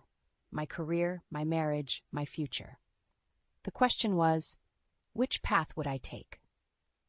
The taxi pulled up to our house, and I felt a wave of nausea that had nothing to do with my pregnancy. After weeks of dodging Anthony's calls and ignoring my doctor's warnings about stress, I was finally home, but it didn't feel like home anymore. I paid the driver and dragged my suitcase up the familiar path. The garden Anthony had lovingly tended was overgrown, weeds choking out the flowers we'd planted together. A bad omen if I ever saw one. My key turned in the lock, and I stepped into the silent house. Anthony, I called out, my voice echoing in the emptiness. No response. I made my way upstairs, my hand unconsciously resting on my now visible baby bump. The bedroom door was ajar, and I pushed it open, freezing at the sight before me. The room was a mess, clothes strewn about, drawers left open. And there, on Anthony's nightstand, was a framed photo I'd never seen before. A blonde woman, laughing as she embraced my husband. My legs gave out, and I sank onto the bed, clutching the photo. This couldn't be happening, not after everything we'd been through. The sound of a car pulling up jolted me back to reality. Voices drifted up from outside Anthony's, and a woman's laughter I didn't recognize. I crept to the window, peering out from behind the curtain. There he was, helping a stunning blonde out of his car. They were laden with grocery bags, laughing and talking like a couple. My world tilted on its axis. I stumbled back, knocking over a lamp. The crash echoed through the house. Hello? Anthony's voice called from downstairs. Is someone there? Footsteps on the stairs. I couldn't move, couldn't breathe. The bedroom door swung open, and there he stood. Anthony's eyes widened in shock. Kate, what are you doing here? Before I could answer, the blonde appeared behind him. Anthony, who is it? Oh. She stopped short, her eyes darting between us. Bethany, Anthony said, his voice strained. This is Kate, my wife. The silence that followed was deafening. Bethany's face drained of color. Wife? You're married? I found my voice, cold and sharp as ice. Yes, he is, though apparently that means little to him these days. Anthony stepped forward, his hands raised placatingly. Kate, it's not what you think. I can explain. Explain? I spat, fury rising in me. Explain how you're living with another woman while I've been working my ass off in Chicago? Explain how you've been ignoring my calls, making me worry sick? Bethany backed away, her eyes wide with horror. I had no idea. He told me he was divorced. I'm so sorry. Get out, I hissed, my gaze never leaving Anthony's face. Both of you. Get out of my house. Anthony's face crumpled. Kate, please, let me explain. There's so much you don't know. Like what? I shouted, tears streaming down my face. Like how you've been lying to me? To her? What else don't I know, Anthony? In my rage, I forgot myself. My hand, which had been protectively covering my stomach, fell away. Anthony's eyes dropped to my midsection, and I saw the exact moment realization dawned on him. "Kate," he whispered, all color draining from his face. Are you pregnant?" The room spun around me. This wasn't how it was supposed to happen. This wasn't how he was supposed to find out. Bethany gasped, her hand flying to her mouth. "Oh my God," she murmured, backing out of the room. I stood there, trembling, as the full weight of the situation crashed down on me. My marriage was in shambles, my husband was a liar, and I was carrying a child into this mess. Anthony took a step towards me, his hand outstretched. "Kate, don't," I said, my voice break. "Just don't." I pushed past him, nearly running down the stairs and out of the house. The fresh air hit me like a slap, and I gulped it down, trying to clear my head. As I stood on the lawn, my world crumbling around me, I realized I had a choice to make. I could stay and fight for a marriage that might already be beyond saving, or I could walk away and forge a new path for myself and my unborn child. The decision loomed before me, as daunting as it was inevitable. Whatever I chose, there would be no going back. I stood in the kitchen, my hands gripping the counter so tightly my knuckles turned white. Anthony paced behind me, his footsteps echoing in the tense silence. "Kate, please," he pleaded. "Just let me explain." I whirled around, anger bubbling up inside me. "Explain what, Anthony? How you've been living with another woman while I've been busting my ass in Chicago. How you've been lying to me for months." He flinched at my words. "It's not like that. Bethany, she's just a friend. She needed a place to stay, and—" "A friend?" I scoffed. "Is that why you were holding her in that photo? Why you've been ignoring my calls?" Anthony's face crumpled. "I was lonely, Kate. You were gone, and I felt lost." His words hit me like a physical blow. And I wasn't. You think it was easy for me, being away from you, dealing with this pregnancy alone? Silence fell between us, heavy and oppressive.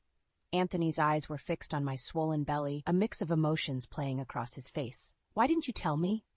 he whispered. I laughed bitterly. "When, Anthony? Between your ignored calls and vague text messages? Or maybe I should have mentioned it while you were busy playing house with Bethany." He stepped towards me, his hand outstretched. "Kate, I'm sorry. I never meant to hurt you. I felt like I was losing you to your career." I backed away, my heart pounding. "So you decided to replace me?" "No," he exclaimed. "It wasn't like that. I was confused and Bethany was there and—" "Stop," I cut him off. "I don't want to hear it. You made your choice, Anthony." Just then my phone buzzed. It was Jason Hendricks. I answered, desperate for a distraction. "Kate," Jason's voice was urgent. "Where are you? The board meeting starts in an hour and we need you here." I closed my eyes, torn between my crumbling personal life and my career. I'm not sure I can make it, Jason." "Kate," he said, his voice softening. "I know things are complicated right now, but this meeting could make or break our entire strategy. I need you." I looked at Anthony, who was watching me intently. In that moment, I made my decision. "I'll be there," I told Jason, ending the call. Anthony's face fell. "You're leaving? Now?" I moved past him, grabbing my purse. "What did you expect, Anthony? That I'd just forgive and forget? That we'd play happy families after what you've done?" He grabbed my arm, his eyes pleading. "Kate, please, don't go. We need to talk about this, about the baby." I yanked my arm away. "There's nothing to talk about. You made your choice, and now I'm making mine." As I reached for the door, it swung open. Bethany stood there, her eyes red-rimmed. "Kate," she said, her voice trembling. "I'm so sorry. I had no idea. Anthony told me you were divorced, that—" "Save it," I snapped. "I don't want to hear it from either of you." I pushed past her, my heart racing. As I climbed into my car, I could see Anthony and Bethany in the doorway, both looking lost and confused. Tears blurred my vision as I drove, my mind a whirlwind of emotions. How had everything fallen apart so quickly? How could I trust Anthony again, after this betrayal? As I pulled into the office parking lot, my phone buzzed again. A text from Melissa, Anthony's newly discovered half-sister. "Kate, we need to talk. It's about Anthony and Bethany. There's something you need to know." My hand shook as I read the message. What more could there possibly be? How many more secrets and lies could I uncover? I sat in my car, one hand on my belly, the other clutching my phone. In a matter of hours, my entire world had been turned upside down. My marriage was in shambles, my career hanging by a thread, and now this cryptic message from Melissa. As I stared at the office building looming before me, I realized I was standing at a crossroads. Whatever decision I made next would change the course of my life forever. The question was, did I have the strength to face what lay ahead? I sat across from Melissa in a quiet cafe, my hands wrapped around a cup of herbal tea. The aroma did little to calm my churning stomach. "Kate, I'm so sorry about everything," Melissa began, her eyes filled with genuine concern. "I had no idea things would unravel like this when I reached out to you." I nodded, too exhausted to speak. The past few days had been a whirlwind of emotions and revelations. Melissa leaned forward, her voice low. "There's something you need to know about Bethany. She's not just some random woman Anthony met. She's the daughter of Robert Hendricks." The name hit me like a thunderbolt. Robert Hendricks, Anthony's boss and the CEO of the company he worked for. The same company that was now my biggest client in Chicago. "What?" I whispered, my mind reeling. How do you know this?" Melissa sighed. "I did some digging after I met you. I wanted to understand my newfound family better. It turns out Bethany has been working for her father's company, trying to prove herself. She was assigned to work closely with Anthony on a project." The pieces started falling into place. The late-night calls Anthony claimed were work-related, the sudden business trips, the growing distance between us. It all made sense now. "Does Anthony know?" I asked, my voice barely audible. Melissa shook her head. "I don't think so. From what I've gathered, Bethany kept her connection to Robert Hendricks a secret. She wanted to succeed on her own merits." I laughed bitterly, and instead she ended up in bed with a married man. As the weight of this new information settled on me, my phone buzzed. It was Jason Hendricks, Robert's son and my direct contact at the company. "Kate, we need you in the office. Now. There's been a development with the merger, and we need your expertise." I ended the call, my mind racing. I had a choice to make: confront Anthony and Bethany with this new information, or focus on my career and the crucial merger that hung in the balance. Melissa reached across the table, squeezing my hand. "Kate, what are you going to do?" I stood up, a plan forming in my mind. "I'm going to take control of this situation. All of it." An hour later, I walked into the Hendricks Corporation building, my head held high. As I entered the conference room, I saw Jason, Robert, and to my surprise, Bethany and Anthony. The tension in the room was palpable. Anthony's eyes widened when he saw me, a mix of guilt, confusion on his face. Bethany looked pale, her gaze darting between me and her father. Robert Hendricks stood, his face a mask of professional calm. "Ah, Kate, thank you for joining us. We were just discussing the merger and some personal matters that have come to light." I took a deep breath, steeling myself. "I'm aware of the situation, Mr. Hendricks, and I believe I have a solution that will benefit everyone involved." All eyes were on me as I laid out my proposal, a restructuring of the merger that would not only save both companies millions, but also ensure a clear separation between personal and professional relationships.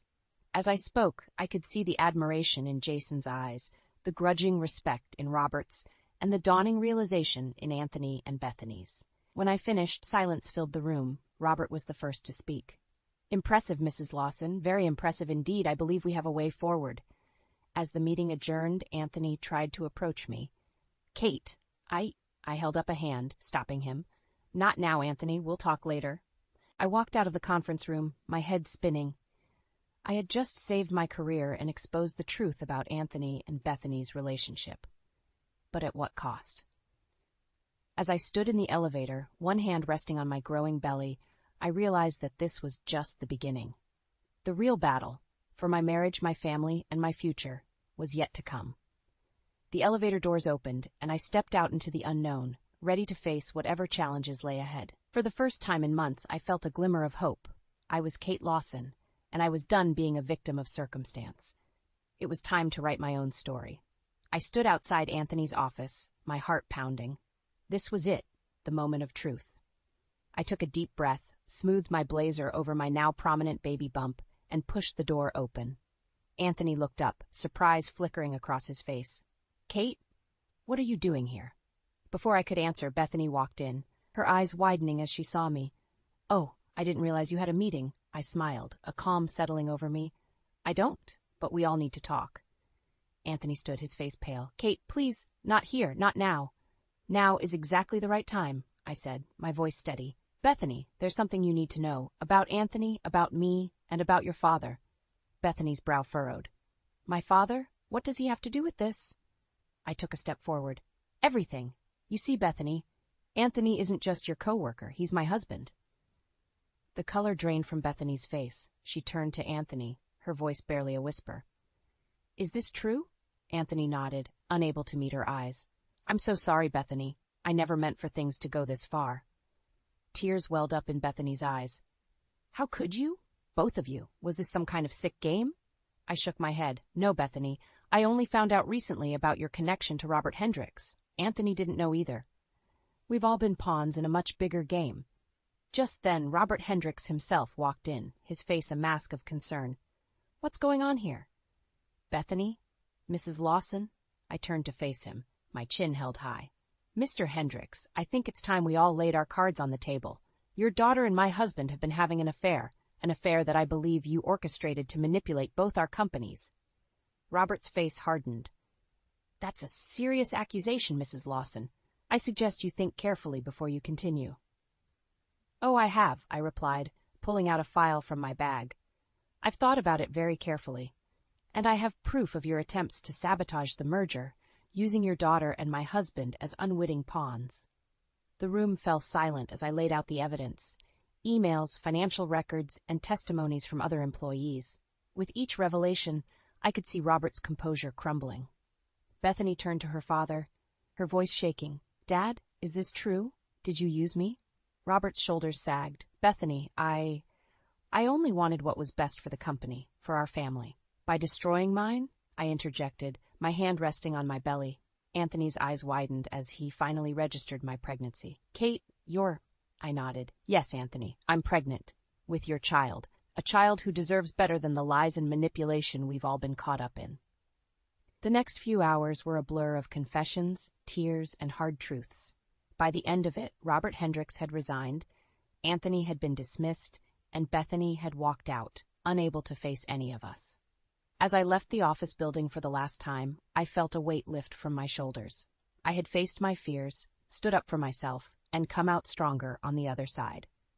6 months later, I cradled my newborn daughter in my arms, gazing out at the Chicago skyline from my corner office. I had been promoted to vice president after exposing the corruption within Hendricks Corporation. It wasn't the life I had imagined, but it was one I had fought for and earned. Anthony and I had divorced, but we were working on building a new relationship as co-parents. Bethany had reached out, apologizing and asking for a fresh start, and Melissa, my unexpected ally through it all, had become a dear friend and my daughter's godmother. As I looked down at my sleeping child, I realized that sometimes life's greatest challenges lead to our most profound transformations. I had lost a husband, but gained a family. I had faced betrayal, but found my own strength. And in the end, I had achieved the balance I had always dreamed of. A fulfilling career and the joy of motherhood. I was Kate Lawson, single mother, corporate executive, and survivor. And this was just the beginning of our story.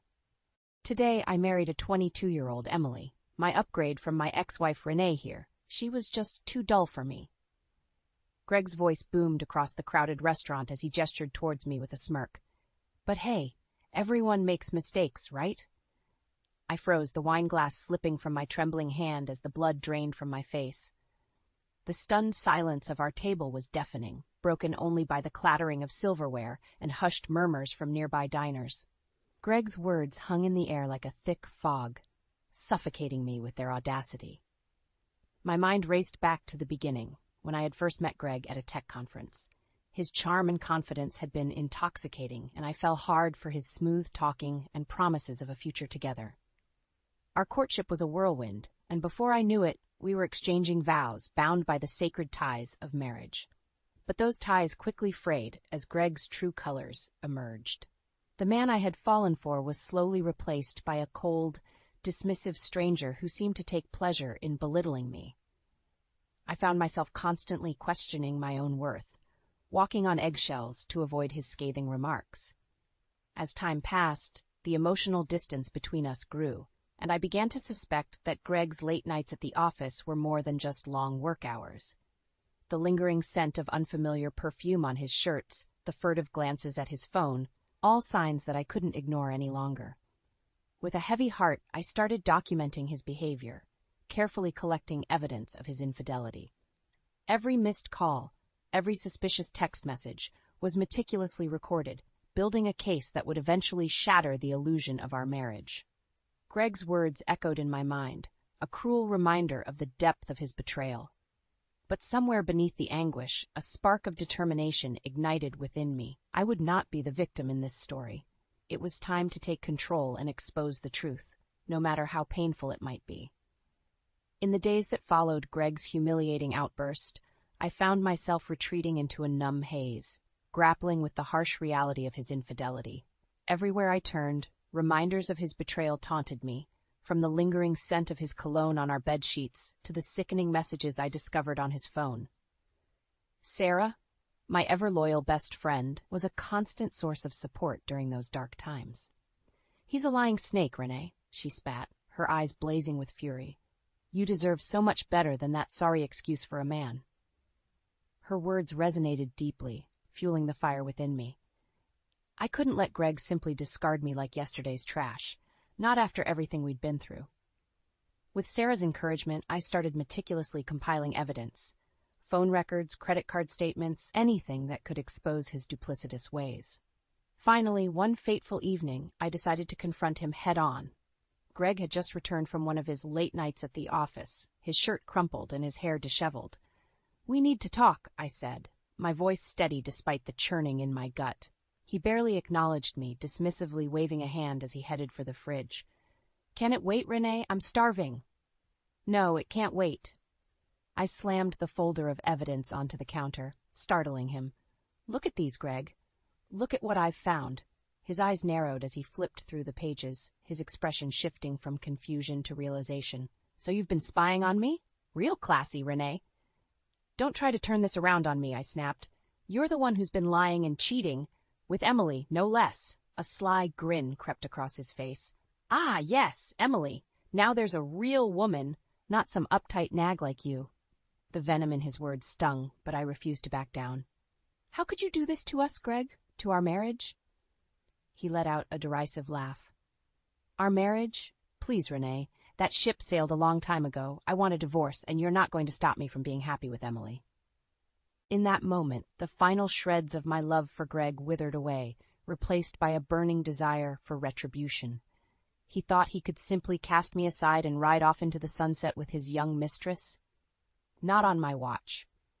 As Greg stormed out of the room, I clutched the folder close, a determined glint in my eye. This was war, and I intended to emerge victorious no matter what it took. With Greg's bitter words still ringing in my ears, I knew I needed to take action. Sitting idly by while he trampled over our marriage vows was not an option. It was time to fight back, and for that, I needed an ally in my corner. Lisa Turner came highly recommended by a friend, a no-nonsense divorce attorney known for her tenacity. Our first meeting left me feeling empowered, as she laid out the legal avenues I could pursue. "Greg's infidelity gives you grounds for a fault divorce," Lisa explained, her steely gaze fixed on me. "And with the evidence you've gathered, we have a strong case for securing a sizable settlement." A weight lifted from my shoulders. Finally, I had a path forward, a way to make Greg pay for his misdeeds. Lisa wasted no time in filing the necessary paperwork, setting the wheels in motion. In the meantime, I continued documenting Greg's exploits, paying close attention to his finances. It didn't take long to uncover a trail of overspending and questionable purchases. Expensive jewelry, lavish dinners, all likely ploys to woo his young mistress. One fateful afternoon, as I was restocking our fridge at the local grocery store, a familiar figure caught my eye. There she was, Emily, draped in an ostentatious fur coat that likely cost more than my car. Her saccharine smile turned sickly sweet as she sauntered over. "Well, if it isn't the scorned wife," she cooed, her voice dripping with condescension. "Greg told me all about how you've been making his life miserable." My hands clenched into fists as I fought the urge to lash out. "You have no idea what you're getting yourself into, Emily. Greg's just using you." She let out a derisive laugh. Keep telling yourself that, dear. Greg loves me in a way he could never love a frigid shrew like you. Before I could respond, she was gone, leaving a trail of her sickly sweet perfume in her wake. My blood boiled with rage, fueling my determination to take Greg down once and for all. With Lisa's guidance, we crafted a meticulous plan to expose Greg's deceit and ensure I received every penny I was owed. Financial records, witness statements, even private investigators, no stone would be left unturned in our pursuit of justice. As the court date loomed closer, I found myself filled with a sense of purpose. Greg had made the grave mistake of underestimating me, and now he would face the consequences of his actions. I was no longer the meek, downtrodden wife he had taken for granted. I was a woman on a mission, and nothing would stand in my way. With Lisa's guidance, I knew it was time to turn up the heat on Greg. No more playing nice. He needed to feel the full weight of his actions crashing down on him. The first salvo came in the form of a certified letter delivered straight to Greg's office. I couldn't help but smirk at the thought of his colleagues whispering behind his back, speculating about the impending legal drama. True to form, Greg responded with fury when he called me later that evening. "What the hell is this, Renee?" he snarled into the phone. "You have no right to do this." "I have every right," I shot back, my voice steady and unwavering. "You brought this on yourself, Greg. Did you really think you could just discard me like trash and ride off into the sunset with your little mistress?" His silence spoke volumes. For once, the smug, arrogant Greg seemed at a loss for words. From that point on, it was a whirlwind of activity. Lisa and I burned the midnight oil, poring over financial records and gathering every shred of evidence we could find.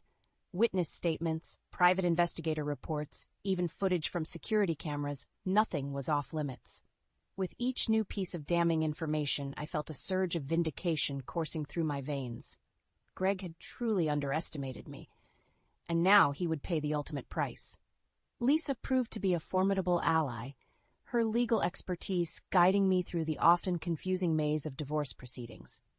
"There are different types of compensation we can pursue," she explained one evening as we strategized over takeout containers. "Alimony, of course, to ensure you maintain your standard of living. But we can also go after a lump sum payment, as well as a portion of Greg's assets and investments." My head spun at the prospect, but Lisa's confidence was contagious.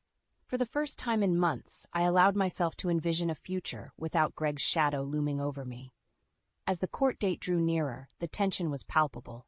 Greg's lawyers tried every trick in the book, from character assassinations to spurious counter-accusations. But Lisa was a rock, her unwavering resolve a beacon guiding me through the storm. Finally, the day of reckoning arrived. I took the stand, my heart pounding in my chest as I recounted the sordid details of Greg's betrayal. His lawyers tried to rattle me, but I stood firm, bolstered by the mountain of evidence we had amassed. When the judge finally rendered his verdict, the weight that had been bearing down on me for months seemed to lift. Greg was ordered to pay a substantial settlement, including alimony and a sizable portion of his assets. As the courtroom cleared, I caught a glimpse of Greg's contorted face, twisted with rage and disbelief. But for once, his tantrum didn't faze me. I had won, and nothing could take that away from me. The weight of the past year seemed to lift from my shoulders as I stepped out of the courthouse, the crisp autumn air filling my lungs. For the first time in what felt like an eternity, I was free. Free from Greg's grip, free from the turmoil that had consumed my life. As I finalized the divorce paperwork and transferred the settlement funds into my own account, a sense of vindication washed over me. Greg had tried his damnedest to break me, but in the end, I had emerged victorious, with my dignity and self-worth intact. Of course, Greg couldn't let me savor the victory without one last temper tantrum. As I was packing up the last remnants of my life from our once-shared home, he barged in, his face contorted with rage. "You think you've won, don't you?" he spat, looming over me with clenched fists. "Well, this isn't over, Renee. You haven't heard the last of me." I met his gaze with a calm, steady stare. "It's over, Greg. I've moved on, and so should you." Without another word, I brushed past him, leaving him to stew in his own bitterness. In the weeks that followed, I found solace in the simple pleasures I had long neglected. leisurely walks in the park, catching up on my reading, and reconnecting with old friends. It was as if a weight had been lifted, allowing me to breathe freely for the first time in years. Sarah, ever the supportive friend, insisted on treating me to a much-needed getaway. "You've been through hell and back," she said, wrapping me in a warm embrace. "It's time to treat yourself." And so, with my settlement funds safely tucked away, I booked a solo trip to the coast. A chance to reset and rediscover the woman I had been before Greg's toxicity seeped into my life. The salty sea air and the rhythmic crash of waves against the shore worked their magic, slowly but surely washing away the lingering ache of my shattered marriage. As I strolled along the sand, the sun's warmth caressing my skin, I marveled at the newfound freedom I had fought so hard to reclaim. No longer was I beholden to Greg's whims and moods, walking on eggshells to avoid his wrath. I was my own woman, master of my own destiny, with a world of possibilities stretching out before me. In those quiet moments of solitude, I found myself reflecting on the path that had led me here, the heartache, the betrayal, the grueling battle for justice. And yet, through it all, I had emerged stronger, more resilient, and more fiercely protective of my own worth. As I watched the sun dip below the horizon, painting the sky in brilliant hues of orange and pink, I made a silent vow to myself. Never again would I allow someone else to diminish my light. The future was mine to shape, and I intended to do so on my own terms, without apology or regret. The months following my divorce from Greg ushered in a newfound sense of peace and self-discovery. I threw myself into my work, relishing the freedom to chase my ambitions without the weight of a toxic relationship holding me back. It was at a local charity gala, surrounded by the city's elite, that my hard-earned tranquility was shattered. As I mingled with colleagues and potential investors, a familiar figure caught my eye across the crowded ballroom. Greg, looking every bit the smug philanderer, with Emily draped on his arm like a gaudy accessory. I felt my stomach lurch as they approached, Greg's self-satisfied smirk seeming to grow wider with every step. "Well, well, if it isn't my dear ex-wife," he proclaimed loudly, drawing the attention of nearby guests. "Renee, meet my radiant wife, Emily. We're expecting our little bundle of joy soon. Looks like everything is going right for me." Emily flashed a sickly sweet smile, her hand resting on the swell of her pregnant belly. In that moment, a wave of nausea washed over me, threatening to send the contents of my glass tumbling to the floor. Before I could react, the words spilled from my lips, fueled by a sudden surge of righteous indignation. "Congratulations," I replied, my voice dripping with thinly veiled disdain. "How many men have fathered your supposed bundle of joys, Emily?" The smile melted from Emily's face as she recoiled, her eyes widening in shock. Greg, ever the clueless fool, simply furrowed his brow in confusion. "What the hell are you talking about, Renee?" I leveled my gaze at Emily, unflinching. "You heard me. Or did you think your little secrets would stay buried forever?" With that, I turned on my heel and strode away, leaving Greg sputtering in my wake. The weight of Emily's deceit, the tangled web of lies she had spun, no longer burdened me. In that moment, I felt a sense of liberation, a vindication that transcended the petty drama of my failed marriage. In the days that followed, whispers rippled through the social grapevine, rumors of Emily's sordid past, a trail of broken hearts and shattered lives left in her wake. It seemed that even Greg's wealth and status couldn't shield him from the consequences of his misplaced trust. One evening, as I was unwinding after a long day at the office, my phone rang with an all-too-familiar number. Greg's voice, laced with desperation, crackled through the line. "Renee, we need to talk. Please, just hear me out." I almost pitied him in that moment, a man brought to his knees by his own hubris. But the scars of his betrayal ran too deep, and I had no intention of reopening those wounds. "Greg, it's over," I replied, my voice steady and resolute. "Whatever mess you've found yourself in, you'll have to sort it out on your own." His pleas fell on deaf ears as I ended the call, a newfound sense of closure washing over me. The path ahead was clear, unburdened by the baggage of my failed marriage. In the days and weeks that followed, I watched from afar as Greg's world unraveled. Emily's web of lies lay exposed, and the once charming businessman found himself shunned by the very social circles he had once dominated. As for me, I strode forward with my head held high, reveling in the knowledge that I had emerged from the ashes of my former life, stronger, wiser, and utterly vindicated. As I left the charity gala that fateful night, a peculiar sense of satisfaction washed over me. For too long, I had allowed Greg and his scheming mistress to dictate the narrative, to hold the power over my emotions.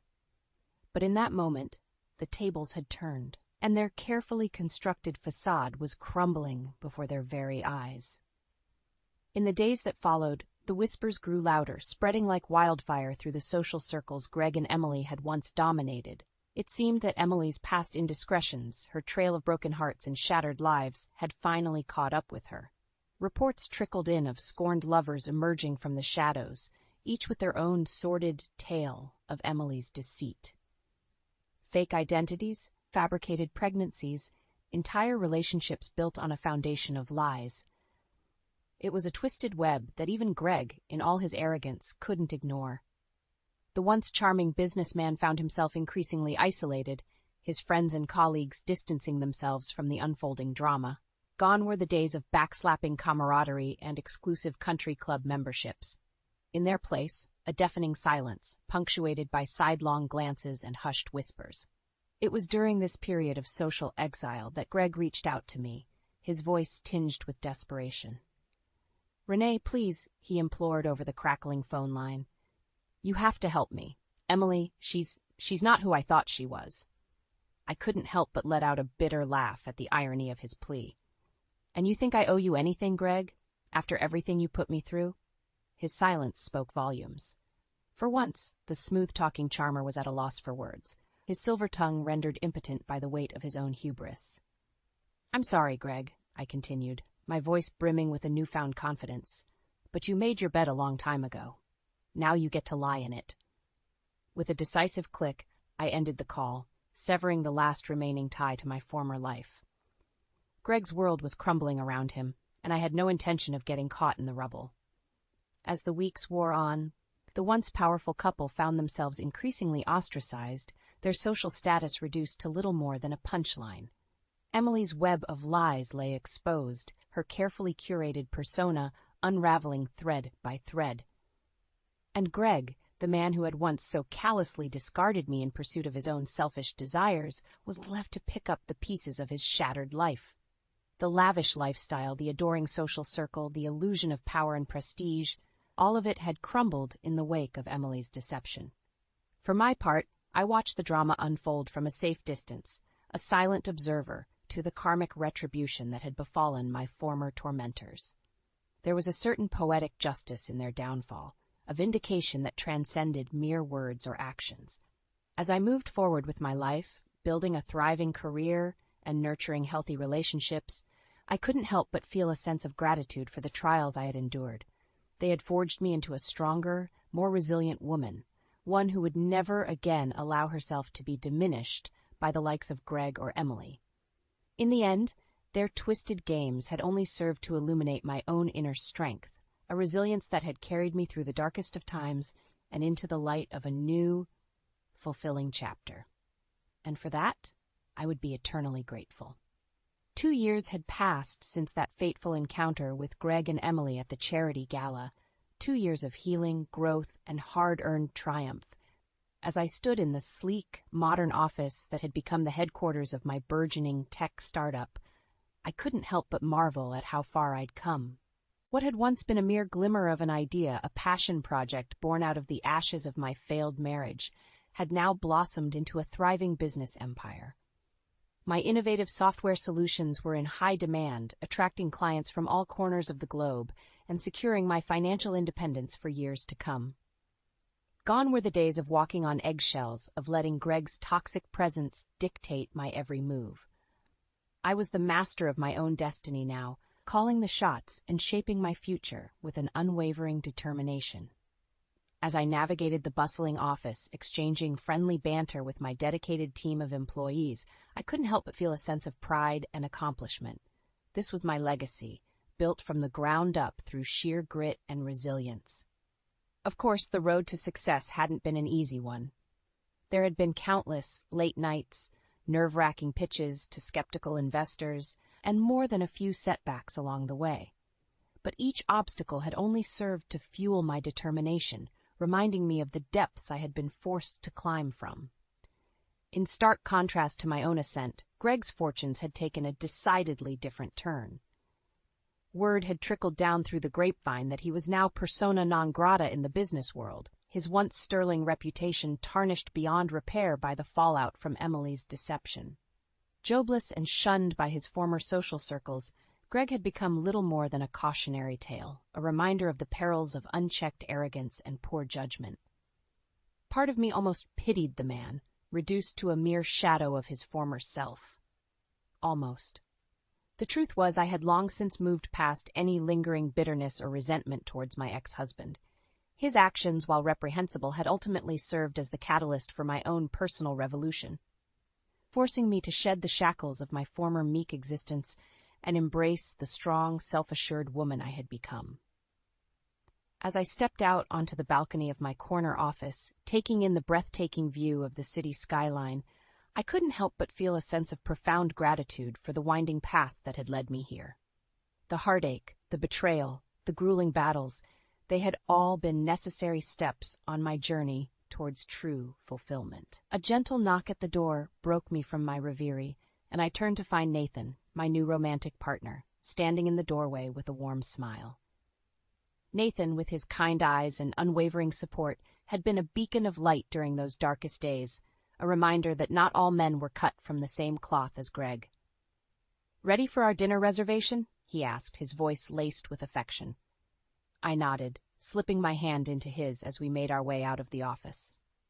For the first time in what felt like an eternity, I was truly, blissfully content.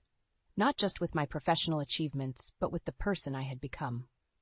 As we strolled through the city streets, surrounded by the hustle and bustle of urban life, I couldn't help but feel a sense of hope and optimism for the future. The shadows of my past had been banished, replaced by a newfound appreciation for the present and all the wonders it had to offer. Greg and Emily were mere footnotes in my story now, relics of a chapter best left behind.